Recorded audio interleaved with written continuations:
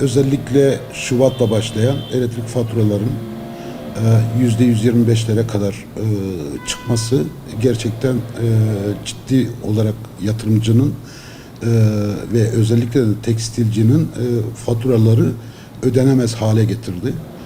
Tabii elektrik faturaları gerçek manada en fakirin de ve tüccarın, herkesin, sanayicinin kullandığı ve zorunlu olan, mecburi olan işte elektriği hepimiz biliyoruz. Hal böyle olunca özellikle de sanayide ve tekstil sektöründe ciddi sıkıntılar yaşandı. Cumhurbaşkanımızın danışmanı İbrahim Kalın'ın bir konuyla alakalı açıklaması oldu. Bu tabii umut verici, sevindirici ama şunu da bekliyoruz tabii kendilerinde. Gerçek manada ödenebilir, makul seviyelere çekilmesi. Yani zaman zaman bazı insanlar işte elektriğe destek verilmeli mi gibi sözler. Hayır, elektrikte destek doğru bir yaklaşım değildir. Çünkü en fakirimizden sanayicimize kadar mecburi olarak, sorumlu olarak elektriği kullanıyoruz. Çünkü insan hayatının bütün alanında elektrik var. Onun için mutlak makul seviyelere çekilmesi bu sanayicimizin de, esnafımızın da ve normal hane halkının da rahatlatacak. Bu konuda beklentilerimiz var. Bazı yerlerde insanlar mum yakıyor. Emin olun dün birçok yeri ziyaret ettim. Artık insanlar kendi bürolarında lamba yakmıyorlar. Yani ortam biraz karanlık olmasına rağmen lambaların yakılmadığını gördüm. Daha önce uygun fiyatlarda olduğu için daha lükse kaçabiliyorduk.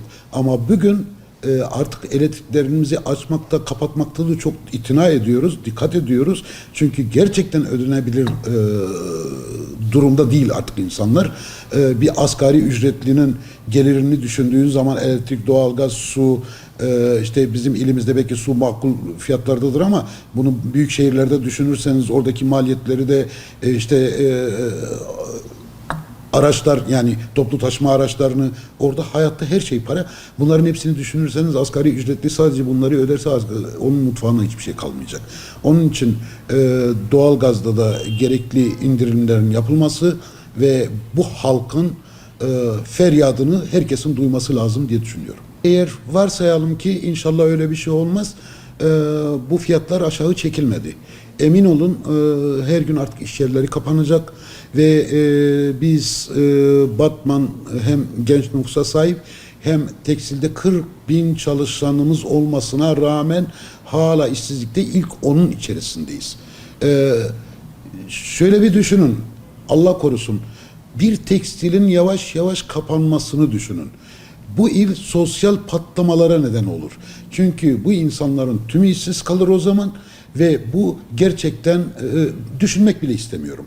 Onun için bizim iş yerlerimiz kapanmadan, insanlarımız, esnafımız, tüccarımız, sanayicimiz ciddi sıkıntıya düşmeden bu elektrik ve doğalgaza bir çözüm getirilmelidir.